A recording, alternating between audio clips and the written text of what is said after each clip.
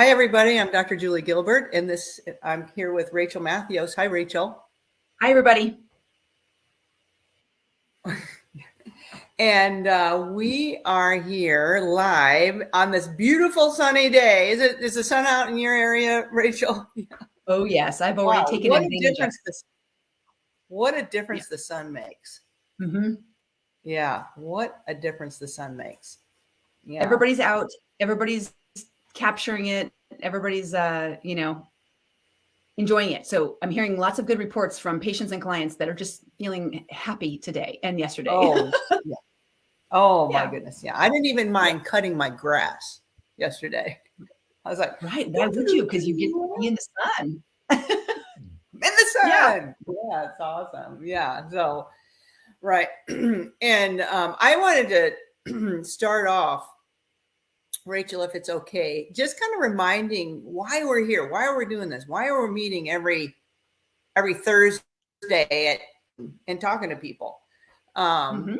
We're part of Oregon Weight, or we are Oregon Weight and Wellness, I should say, part of Oregon Weight and Wellness is here, you and me. And but why are we here? And so I kind of wanted to recap that a little bit, just maybe a little blurb. So I'm a family doc, and treating all aspects of health and age groups, and just really seeing the chronic disease in my patient population increase, and then also seeing weight increase, and then having patients come to me asking for help with their weight, and I really not really having a lot of help give.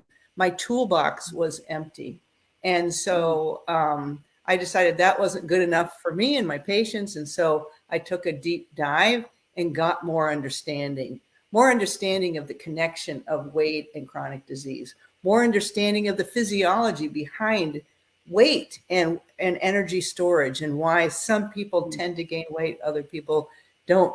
And so I got board certified in obesity medicine, and then I decided, wow, that's what I'm doing. But then, Rachel, what I decided is, wow, this is so interesting and so challenging. I can't do this all by myself. So I needed others to help me, health coaches like you and Megan, and then somebody to help me with movement. And so we invited Melissa along, and then Stephanie to really help dig into that mental health space. So so we've put together this team to really tackle weight, but really what we're doing is improving people's wellness. And so it's been a lot of fun. I guess I don't know why I'm thinking about it today, but I just wanted to remind people that's why we're here, to really help people get to a better place in their health. Yeah. Mm-hmm. Yeah. I love that. I love that reminder. I love to hear your passion about it and be reminded why you're here, and to encourage, those listeners that some listeners are already part of the Oregon Weight and Wellness family, and they've joined our team, and they've asked us to wrap around them with our support to help them get where they're going. But for others who are listening, who, maybe they could share our name, and maybe they could share the website, or head over to OregonWeightandWellness.com and check out what we do, and see if this would be something you would be interested, or a friend or a family member, to sort of get more of the word out that there are wraparound support teams like us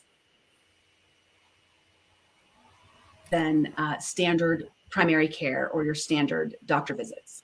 It's a very different thing. Yeah. Yes. All right. And we just love it. We love doing it. We do. Yeah. Yeah. And that's why we're here. And that's why we're here talking through this book now, Eat, Move, Sleep by Tom Rath. And he gives little snippets because he's done the research for himself and he wants to share it with others. Right. About these different lifestyle changes to help support other people in their journey. So we're on chapter 4, right, Rachel? Yes, we're on chapter 4, And he really talks about the eat part and the move part in this chapter. So Mhm. the first part he talks about, he's giving sugar a run for its money. He's calling it the next I know. nicotine. Yeah. Yeah. So sugar That's is right. a That's toxin. I mean, Yeah. Go ahead. that's right out of the chute. He's calling it a toxin, and Yeah. I'm going to say it's the dose is the poison. Mm. Mhm. Yes.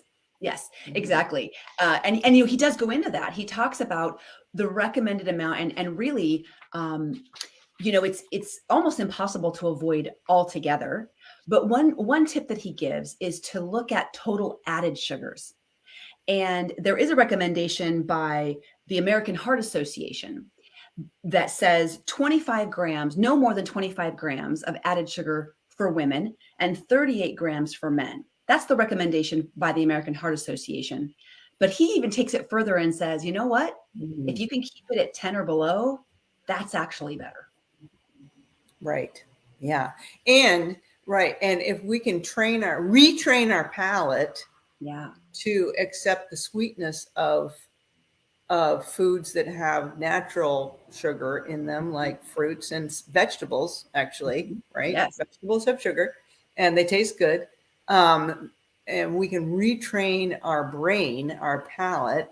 Your palate is part of your brain, to accept the sweetness and of fruit or vegetables, and that's all we need. So, yeah. So back to the doses, the poison. Just kind of thinking about that. One cigarette isn't going to kill you. Right.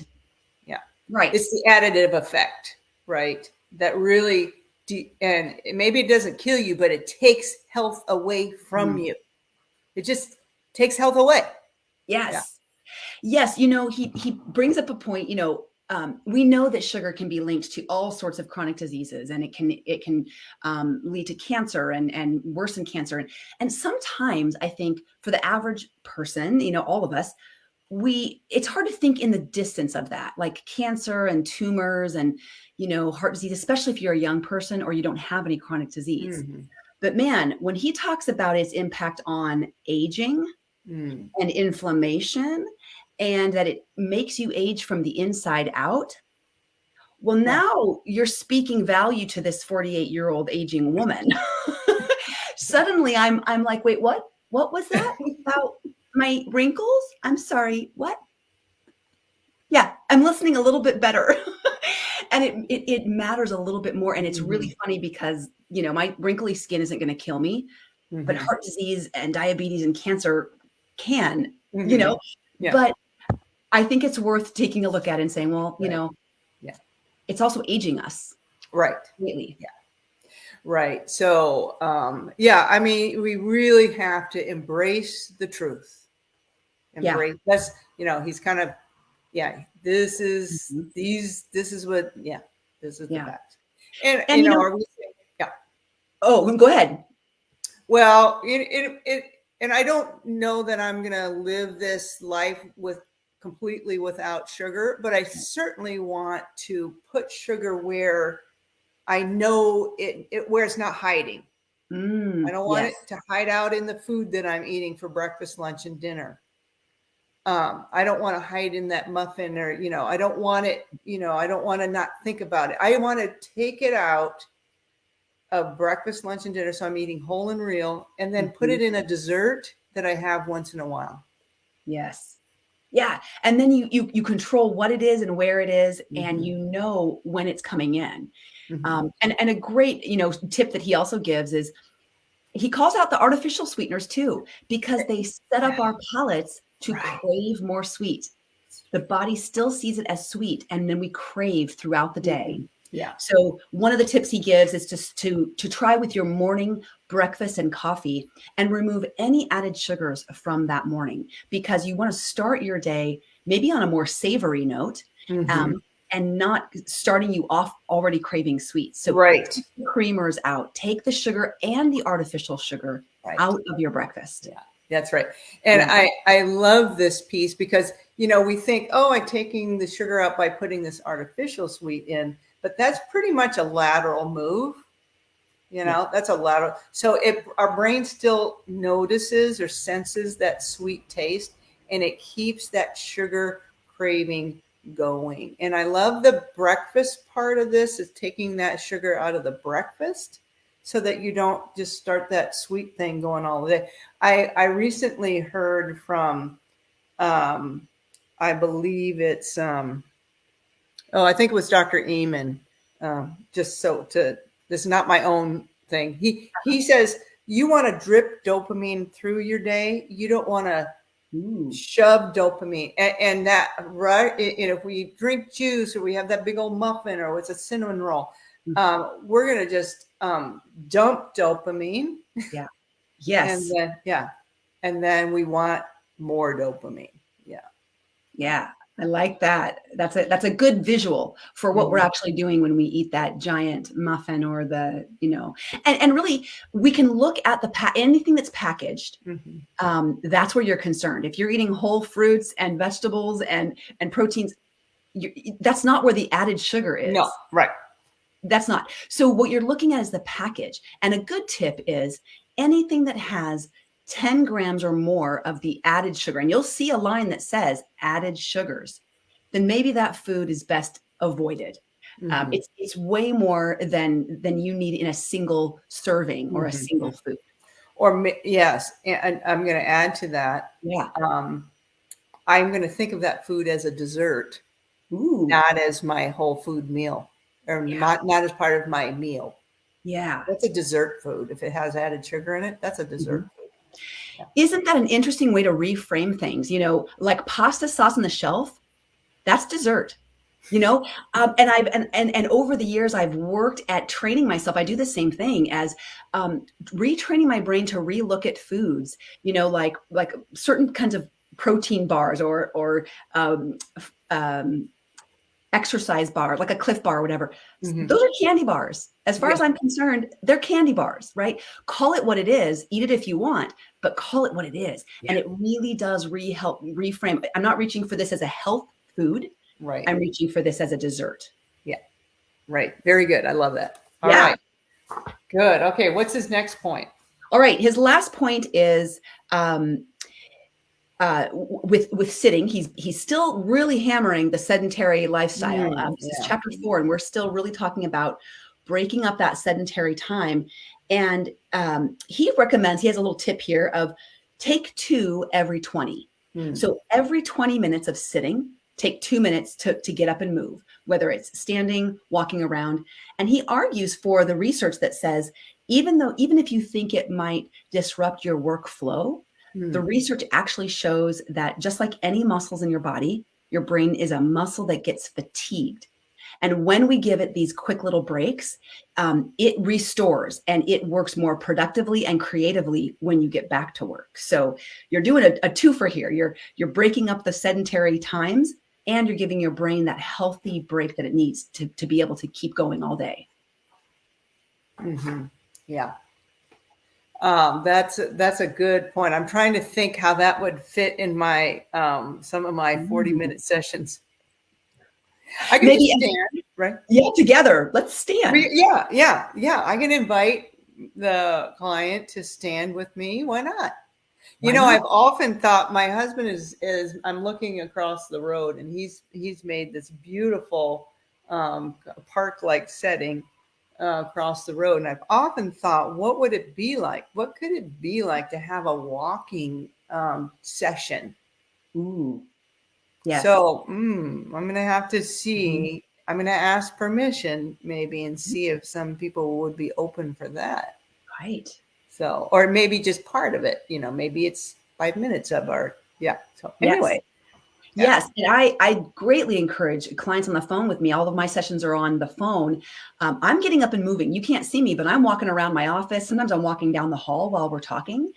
And I encourage people, if they can have a session over the phone and not get hit by a car or be distracted by the road or whatever, move around. Yeah.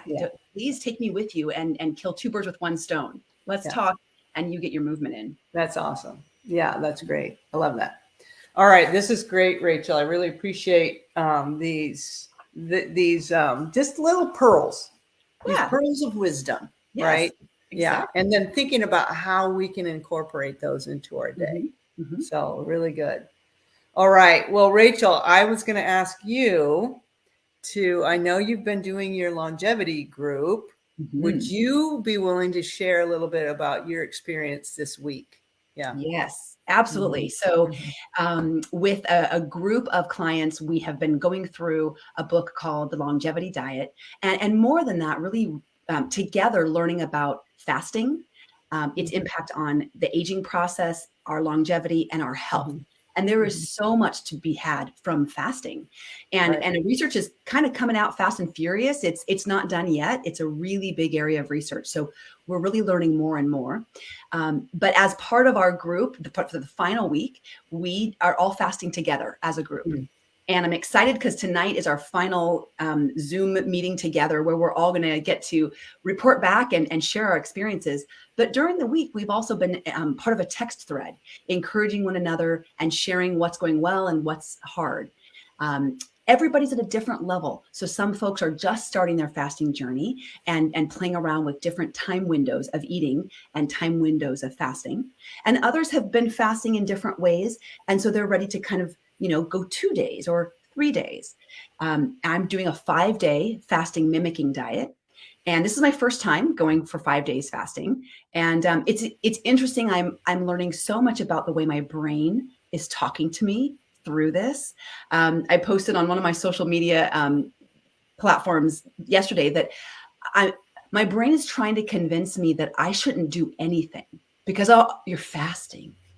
Oh, you can't water the garden. You're fasting, you poor little thing. And I'm like, where is this? That's not me. That's not my voice. That I don't see myself as a delicate snowflake, but my brain keeps telling me, slow down. Don't do that. Stop moving. You should just take a break, And so I'm trying to remember that while I do need to focus on fatigue and lightheadedness and be careful, and as long as I'm well hydrated, I can still do my normal life. I can still do all the things I do. So it is interesting, and it's helping me slow down and really listen to the food chatter. Yeah. So. Very good. Very good. Well, thank you for that. Yeah. Right. People have been fasting for hundreds and hundreds of years, right? Oh my gosh. Yeah. And so they're and it's interesting that we are really tapping into understanding the benefits of it. Right. So, yeah. So thank you for joining us today and listening to just a little bit about who we are and what we're trying to do here. And get out there and enjoy the sunny weather. Absolutely. Right? Yeah. Okay. Have a great one, everybody. Bye-bye.